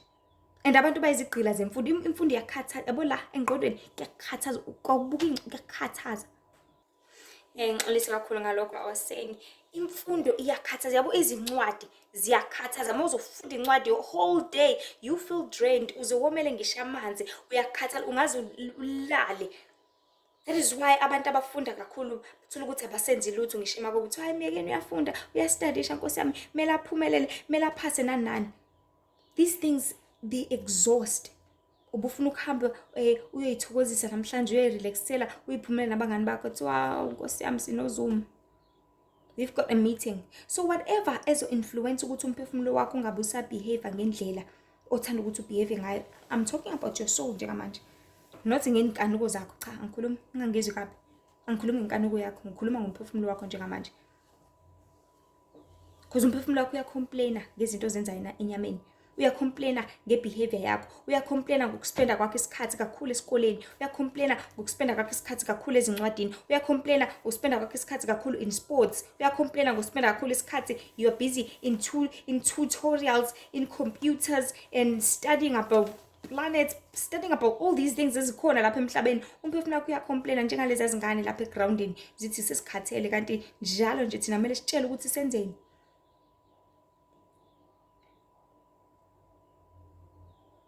Ngoba umphefumulo wakho umunye, umdibe munye nenyama yakho. So whatever yenzeka la enyameni, yenzeka emphefumulweni. Whatever uyenzayo, you keep on spending your time in all these things, umphefumulo wakho ocomplainayo, okhalazayo ngalento oyenzayo njengamanje,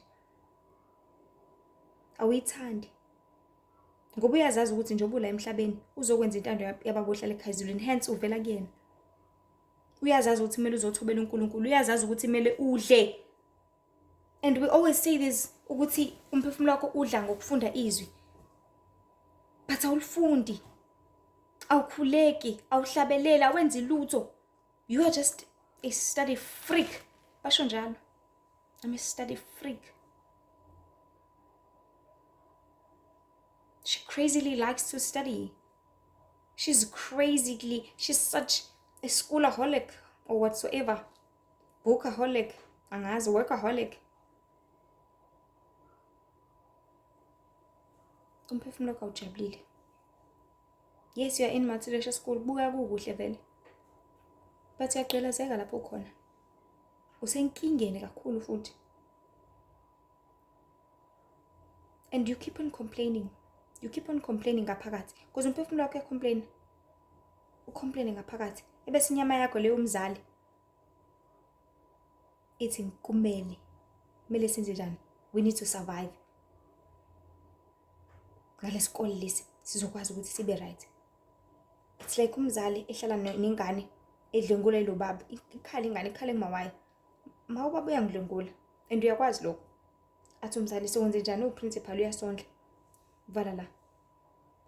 Nakho nje ukuthengelile i-iPad. Thula. Vala la.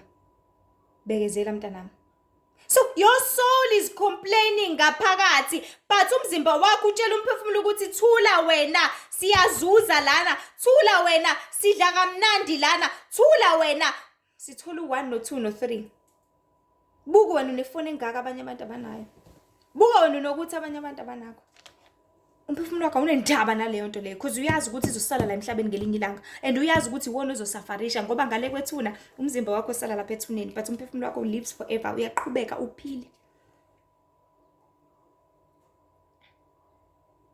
Kodwa ulanga phakathi uyakhala, uyabubula, uyacomplaina, ucomplaine kuwena, uthulise wena uciphize.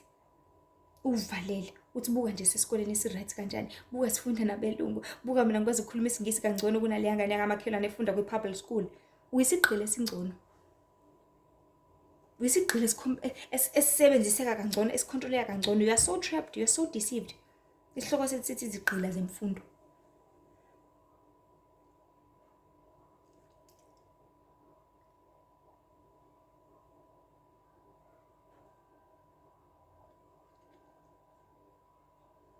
So umbuzo uthi, ikuphi okusebenzelayo? Ngabe usebenzela inyama le noma usebenzela umphefumulo wakho? Ngabe usebenzela okuphelayo noma okungapheli? Ungathi uhlakaniphile ngoba naku usebenzela inyama. Lutho, uNkulunkulu uzoyifaka in caps, lutho ohlakaniphile osebenzela umphefumulo. Lona ongafi kodwa ophila engunaphakade.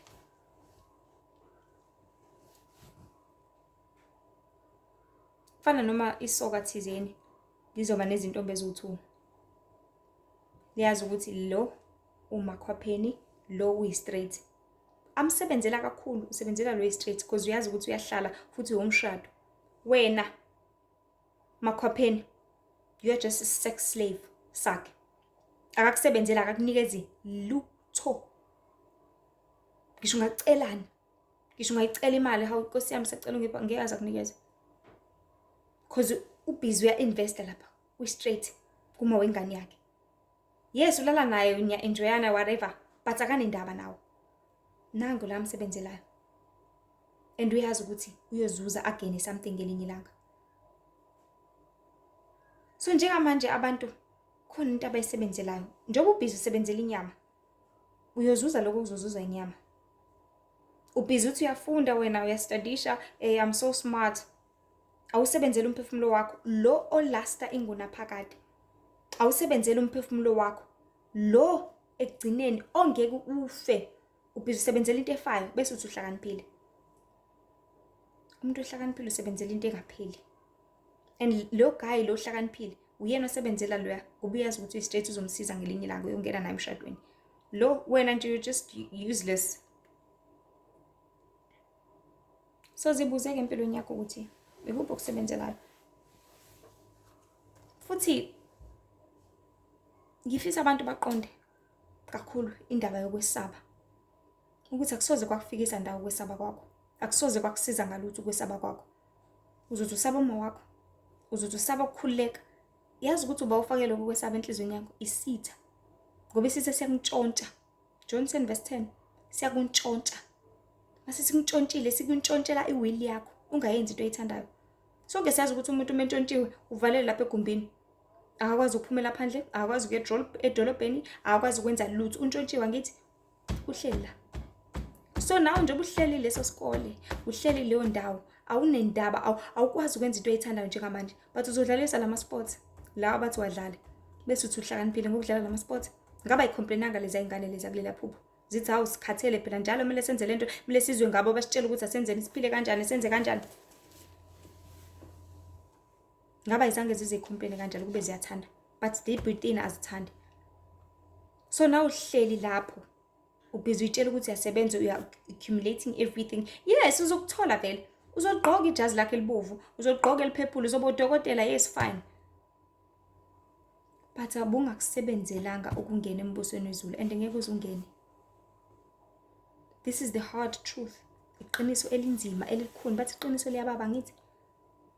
Linzima kakhulu, lilikhulu ukudlula yonke into lapha emhlabeni. Kodwa iqiniso liyiqiniso lokuphila. Liyiqiniso lokusiza wena ngelinye ilanga. So let us remind ourselves and go back. Khona sokwazi ukuthi sivale le ndaba yethu. Kuyiqiniso ukuthi umphefumulo wakho uyizonda kangakanani impilo oyiphilayo. Kuyiqiniso ukuthi umphefumulo wakho awuyifuni kangakanani lento oyenzayo. Azakhala omunye athi hawu noma kushisa ilanga la esikoleni kuthiwa kumele sigqoke ikhindi ngenkani. Sorry, ngisho kunetha imvula kumele sigqoke ikhindi. Because gqoke ikhindi manje. And le development balibe besondeza nama public schools. Bethi ingane izingabe sagqoka obhova namathafisi ayigqoka amateko. Which is going to waste more time sabazali. Kumele bekubasha amateko and bathi amateko amhlophe, right? Moshela nabazali isikhathi kumele bewashe lamateko. Ukuze ma weekend wena uwasha nale mfomo, uwasha nale mateko, awusasithola isikhathi sokuthi ube nesikhathi sakho wena. Bantu baNkulunkulu ngiyafisa ukuthi uNkulunkulu anikhanyisele kakhulu ngereality. Anivezele ngamehlo akamoya nikwazi ukubona ukuthi lezi zinto zigqilaza kangakanani. zigqila zile imizimba yeni. Niyaye ekoleni impela anithandi, niyabathola lobo bak anithandi, kade ustatisha whole night, awuthandi ukuvuka, awufuni. Kodwa uzoya ngenkani, uyisigqila phela mawunjalo. Awusayenzi into oyithandayo. La emhlabeni besokwenza intando kababa ohlala ekhaya ezulwini. Masikhumbule ukuthi ubaba usidalela ukuthi la emhlabeni sidle, siphuze, simbathe, silale, bese senza kuthandwa yini. Yona into esasidalele yona leyo. Remember insimini yase-Eden ukuthi ubaba uNkulunkulu ethanda ukubabona nje beyihlalele lapha. Athi udlala ney'nkukhu. Nangu selambile useyothatha ubhanana esihlahleni. Kwaphela. Ikhona into okumele ayenze u-Adam elapha. Ikhona into okumele ayenze u-Eva. Kwakumele ahambe edeskini. Ngiyazi ukuthi abantu abaningi bazothi hayi phela seyishintshile iy'khathi, kumele zame indlela yokusurvive, eyona ndlela yokuphila lena, yona ndlela. Angiphiki. Kwenze. But khanda sure ukuthi kunoNkulunkulu ngaphakathi. Khanda sure ukuthi kunoNkulunkulu okuholayo ongaphambi kwakho. Because lezi zindlela lezi ziwubugqila kakhulu kwabaningi. And not only to just izingane ezifundayo, to teachers as well. Nge-weekend kumele uhambe uye ekhaya ubone umndeni wakho. No, you have an after class. You have a weekend class to attend to. Mele umntwana wakho uyagula. No, iy'ngane mele zenze njani because wena wedwa wazofundisa lesifundo. Siyakucela bandla baze bakuncenga bekuncengela ukuthi uzogqilazeka nange-weekend. Awusayenzi into oyithandayo.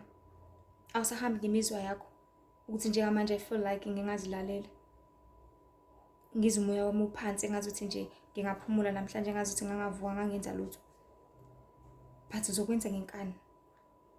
Because you're so programmed kule procedure ukuthi kuphilwa kanje, kwenziwa kanje. And leyo programming ngayo ayikusizi ngalutho ekugcineni mengekho uJehova.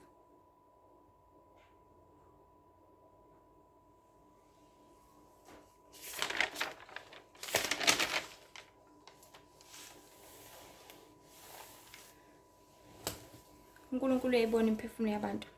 Uyakubona ukukhomplayina kwayo. Uyakubona ukukhalaza kwayo. Uyakubona ubuhlungu abantu ababuthwele. Ngoba usufocused kuleyo nto leyo. Isithe sofika khona lapho. And sonke siyazi ukuthi the more uyislave noma the more ufunde kakhulu, wafunda kangcono, liyanyuka izinga ngithi. That is the more you are a judge. That is the more you are the president. That is the more sitha sifinyelela la singakwazi ukuthi sikusebenzise khona.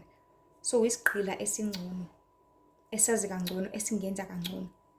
You are this kind of AI noma uyilo mshini lo okustorisha more information, okwazi ukwenza into nje kalula. Even makethiwa nje jump njengamanje awusabuzi nokuthi how you just immediately jump. Like that example yojeki. Ngokuthi kufakwa amanzi ujeki wakhipha nje ube njalo. So uzothi ujeki is so smart. Uhlakaniphe ngani? It is about time bantu baNkulunkulu sisebenzise ilogic nereasoning ngendlela yangampela. Ilogic and reasoning izokwenza ukuthi ucabange ukuthi lento engitshelwa yona, okay, izongisiza ngani number 1. Okay, mina ngizuzani number 2. Okay, isiphi isidingo sayo number 3. Fana noma umzali, let's say uyingane nje na 17. Athi umzali wakho, hawu wemntanami, cela ukuthi ngikuthume nje uhambe uyongithengela amafutha. And ingane ehlakaniphile ezosebenzisa logic and reasoning izoqala ibuke. Ethi wena manje njenganamhlanje uthe uzopheka inyama yenkukhu. And inyama yenkukhu inamafutha ayo.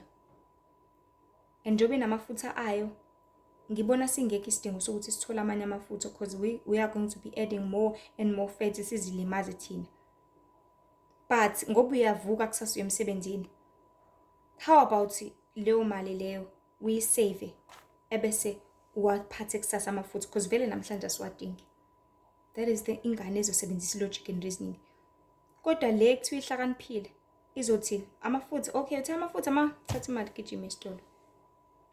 ibuye nawo amafutha. Kanti kuzophekwa inyama yenkukhu. So ibaluleke ngaleyo ndlela i-logic and reasoning. Ureason ucabanga ujule.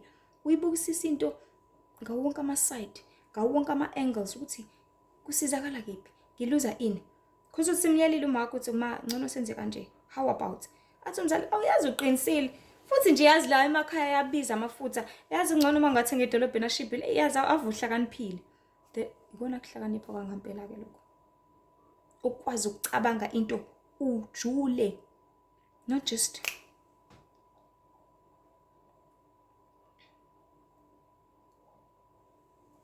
so imphefumulo yeni iyakhala la ikhona. Andikhalela uJehova because aniyithandi lezi ndawo enikuzona. But imizimba yeni ilibe licindazele ithi thula wena. Ilibe licindazele ithi thula wena. Ngeke phela. Kumele sibe la. Kumele sifunde. Kumele siyenze lento. Kumele sidlale leli bhayisikili. Uza ukuthi awuzizwa namhlanje ngathi ungaye ku-cycling. Kumele sidlale leli bhayisikili livele liginqa kanti livele lizokweqa. Likulimaze namhlanje. But because kumele by the so-called word kumele elilahlekisa abantu abaningi. Ngiyasaba ukuthi sho ukuthi avethetha kumele sikwenze u1 no2 no3.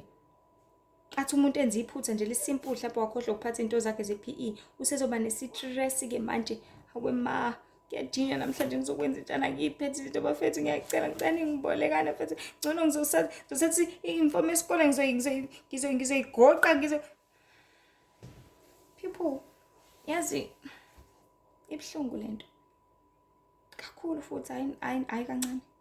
It is very painful. Ngoba manje indlela abantu beluthwa ngayo ababoni ukuthi bayise beluthwale kanzima njalo every day. uJehova yena yedwa okhulula iziboshwa, okhulula izigqila, okhulula ababambekile bevalelekile lapho bevaleleke khona. And umdali wezulu nomhlaba athanda ukukuveza namhlanje ukuthi yes uyisigqila semfundo kade wawufunda and uzoba isigqila more. I'm telling you you're going to be more and more. Because wena ukuhlakanipha okubambile ukuhlakanipha kwamadimoni, ukuhlakanipha okubambile ukuhlakanipha ozokuhlezi kukulethela i-doubt ngaso sonke isikhathi. Because even now babatshela emsebenzini ngisho kuthiwa i-COO noma uyi-HR noma yini utshelwa 99 ukuthi lalela sinendaba nawe uzosebenza wena la. Singaxoxela nomnini baningi abantu abadinga imisebenzi. Ukuhlakanipha kwakho kuzokusiza ngani ke? Ngoba ukukusiza ngalutho because ngelinye ilanga vele bengakwenza lokho. Ngelinye ilanga they can just retrench you. Bakukhiphe nje isinoma kanjani, bakukhiphe inyumbazane. So lokho kuhlakanipha uthi ukuhlakaniphile kukusiza ngani? Because nje manje siphile esikhathini la khona ama-AI azo replace abantu. Balebele beyiveza lento kancane kancane bayithi bezama ukuyishaqathela. Sho njalo I think so. Uyishaqathela. Befihla. Benzela ukuthi abantu bangaboni ukuthi hayibo. Yazi bazophuca umsebenzi. Because bayabona manje bahlakaniphile ukuthi abantu asibadinganga kanani, abantu bayacomplain, abantu bawukuthi nokuthi ngcono usebenzise ama-robots lawo akwazi ukuthi aperforme kakhulu kunabantu because abantu bayakhathala, bayalamba, bayalala, bayalova, benze bantshontsha, benza zonke lezi zinto. Ngcono sisebenzise ama-computer. So njengoba uthi wena uhlakaniphile uhleli kulowo msebenzi, uhleli leso sikole, uhleli lezo ndawo, mase sekureplace wena thisha kwa-replace ngalela robot ezokufundisela iy'ngane, wena uzodlani? Wena uzosurvive kanjani?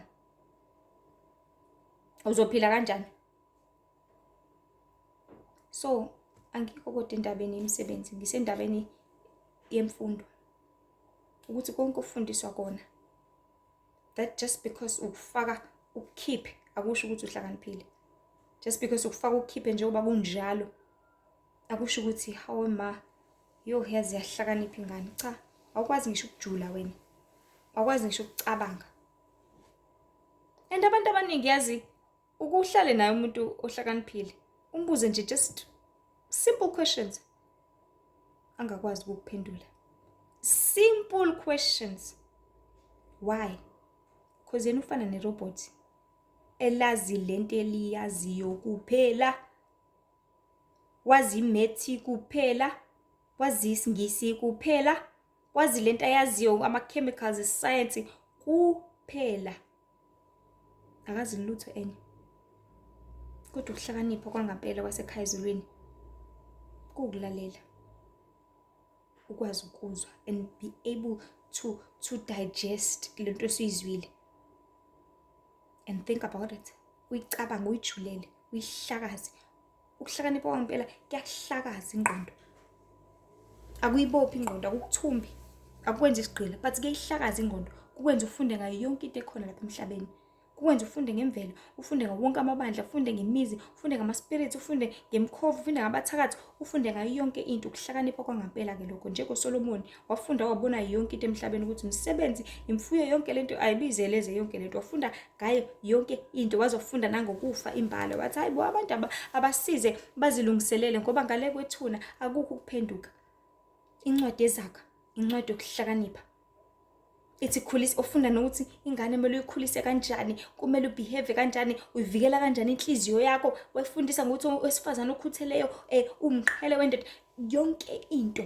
Why? Because wayihlakaniphile. Ukuhlakanipha kuyakuhlakaza, kuyakusabalalisa.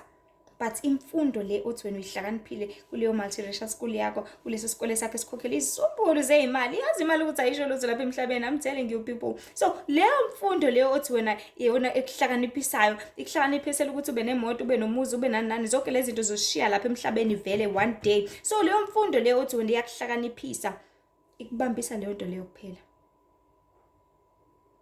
Ezinye izinto awu-understand futhi awunendaba nazo, kodwa uyazidinga.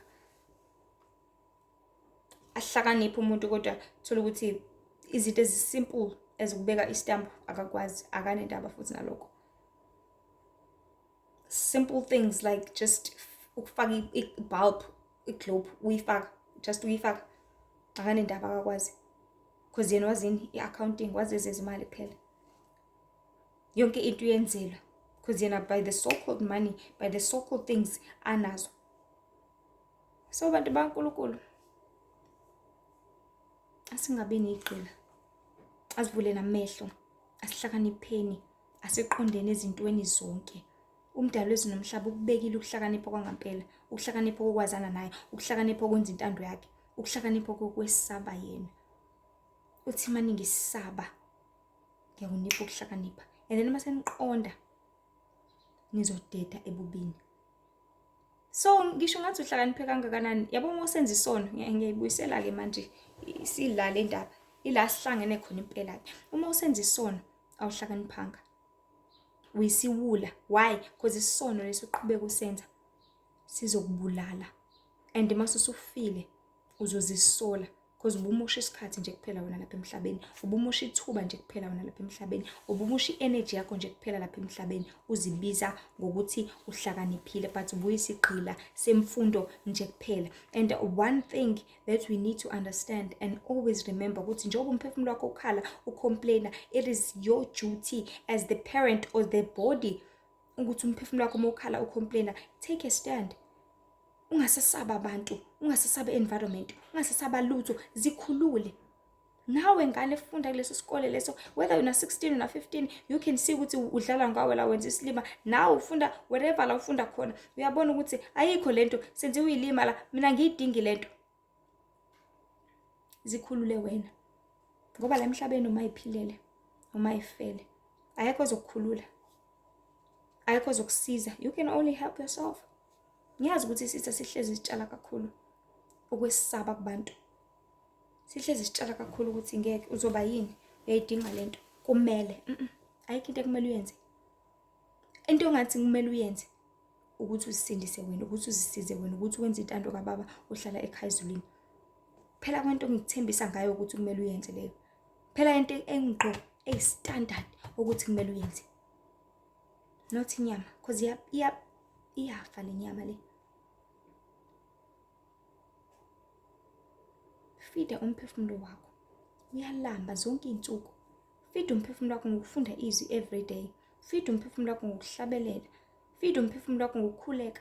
Fida umphefumulo wakho ngayo yonke into ehlangene noNkulunkulu because umphefumulo wakho uyakhala, ulangazelela uNkulunkulu, awuyifuni lento oyenzayo. Ngisho ungazitshela kangakanani, uzitshela ukuthi kumele.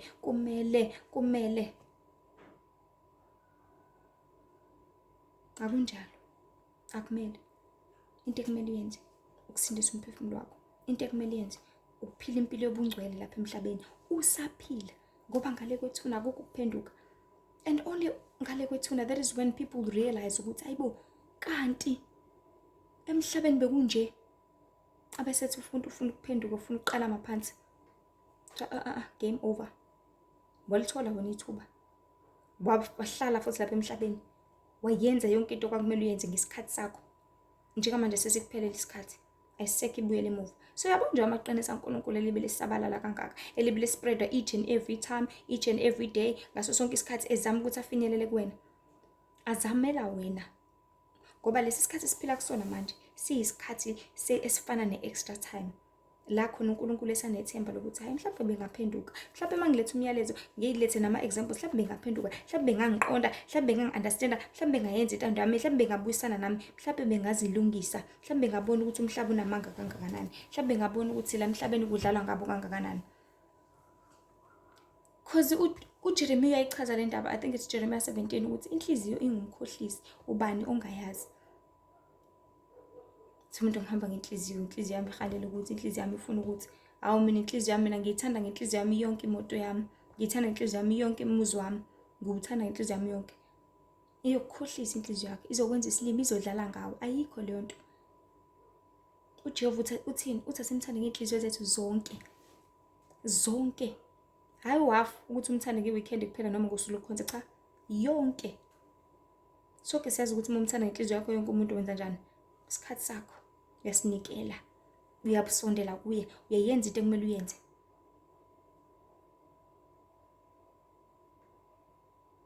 Unikela ngako konke, whether imali yakho yonke, whether isikhathi sakho, yonke into wenza sure ngoba uthanda ngenhliziyo yakho yonke. So ingabe izigqila zemfundo zinifundisa izinto ezizinisusayo ebukhoneni baNkulunkulu, zinifundisa ukuthi ningaba kanjani ama-scientist. I-scientist isitha sikaNkulunkulu. Zinifundisa ukuthi ngaba kanjani odokotela. Udokotela isitha sikaNkulunkulu, because wena uzobona ukuthi ngalapha kangcono kuNkulunkulu. Zikufundisa ukuthi ungaba kanjani ummeli. Ummeli umqambe manga, ukuthi uNkulunkulu singaqamba amanga. Fundisa ukuthi ungaba kanjani i-firefighter. Wena wenza njalo uphilela nje ukudila nemililo, you are always at risk.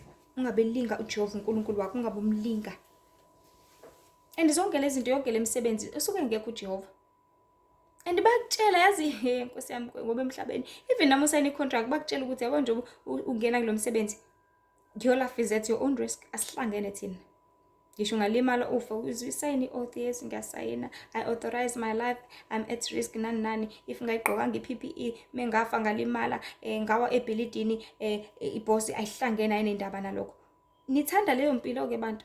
La khona umuntu ezokutshela kahle ukuthi anginendaba nawe, angihlangene nawe, uthanda ukuhlala khona lapho nawe. Ugqilazekile mawunjalo.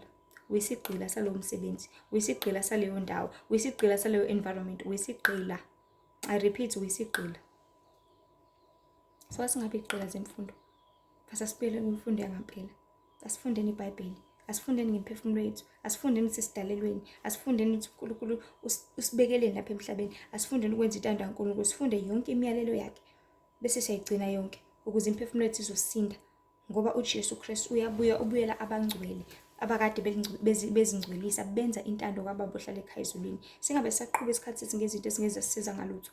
Well, if you want to carry on with your life, khanda sure kodwa ukuthi uNkulunkulu uzaqala. God is the priority out of everything. Abese konke kuza ngemuva. Wazi ukuthi noma esikoleni izwi ulifundile ekseni ukhulekile. If kumele ukuthi uvuke earlier and earlier, do it. Noma ubuya ntambama, just khanda sure ukuthi uyasenza isikhathi kaNkulunkulu, senze. Noma kunzima kangakanani, ukuze uzosindisa nomphefumulo wakho, ukuze uyayithanda lento oyenzayo, ngithi it's okay. Qhubeka nayo. But noNkulunkulu abe khona, umnikeze isikhathi. Ngoba uyasidinga na isikhathi, uyadinga ukukhuluma nawe, uyadinga ukuba seduzane nawe. And nawe uyamdinga. Ukuze ngelinye ilanga noma ufike lokufa wazi ukuthi uye paradise. Ezweni lokulinda, ezweni labangcwele, awuye kulahlweni. La kade kukhona abantu abazenzela isinomayeni, isinome kanjani umathanda. So uJehova umdali wezulu nomhlaba uyabathanda abantwana bakhe. Uyathanda ukuthi bazazi zonke lezi zinto. Uyathanda ukuthi baziqonde. Because into masubambelele kakhulu kuyona, wakhohlwa wena, wakhohlwa imvelaphi yakho, wakhohlwa ini, uzothi complain ngaphakathi lakho. So umphefumulo wakho awungafiki la complain khona. Because ngisho umzali esebenza wenza sure ukuthi ingane ayicomplain angithi. Ngisho ehla enyuka everyday, wenza sure ukuthi ingane ushiye ekuseni ephakelile, wenza sure ukuthi intambama inokudla, wenza sure ukuthi yonke into ahamba emsebenzini abuye futhi ayiphekele, enze sure. So nawe umphefumulo wakho ufuna ukuya emsebenzini, go to work, but make sure ukuthi your soul is fed ngezwi likaNkulunkulu. Go to school, but make sure your soul is fed ngezwi likaNkulunkulu. Nange-break ungayivulela ibhayibheli lakho esikoleni, akunankinga. Make sure your soul is fed at all times. Ngoba le ngane le ngaphakathi kwena ihlezi ikhala ibubula. Ungayincishi. Izigcina isicomplaina, ithi ngaze ngaqhilazeke, ngaze ngakhathala, ngibele ngenza into ngezingisize ngalutho ezongenza ngabona noNkulunkulu ngelinye ilanga. So, zisize, ufake uJehova empilweni yakho, umfake, umgxeshe ngenkani. Ukuze ngelinye ilanga uyophulukisa futhi uyobona umbuso wezulu, ubone indodana yomuntu iza ngamafu. So uNkulunkulu nje abe nani, anisize, nibuyele kuJehova. Sithemba ukuthi lamazwi nje azokwakha kakhulu umqondo ezingqondweni zabantu ukuthi ubaluleka kangakanani ukubuyela kuJehova, ubaluleka kangakanani ukwenza intando kaNkulunkulu. Ngoba yonke into vele lapha emhlabeni iyasala, izophela. Ayinamsebenzi walutho, ayinasidingo. But okunesidingo ukuthi ondle umphefumulo wakho lo ongafi. Because awufi umphefumulo wakho, uphila ingunaphakade. And uyasafarisha ngale kwethuna. Uma ukade ungayenzi intando kaNkulunkulu, uyakhala, uyabubula. So ngiyacela ukuthi ubuyele kuJehova. Akufundise, because uyena wazi impilo yakho, uyena wazi ukuthi uphila empilweni, uyena wazi ukuthi uhleli kuphi, wenza kanjani, uyena ozokuqondisa endleleni. Because ngeke uzofana nomunye umuntu, ngeke ufane nomuntu ohlala yedwa kubo, ngeke ufane nomuntu abahlala bewu5. Nina niwu10. So only uNkulunkulu engakuqondisa empilweni yakho, akutshela ukuthi wena nje uphila kanje, hamba kanje. Ngiyamdinga umoya oyingcwele, ngiyadinga ukusindisa umphefumulo wakho. So Nkosi ibe nani, ngakhohlwa ukuthi uNkulunkulu uyasizonda isono, uyabuthanda obungcwele. So lo Lihle Ithemba wakwaMzobe, ezinye inkundla zokuxhumana uTikTok Lihle Ithemba, Instagram Lihle Ithemba Mzobe, and Facebook. Nkosi nje ibe nani, Jehova yanithanda kakhulu. Amen.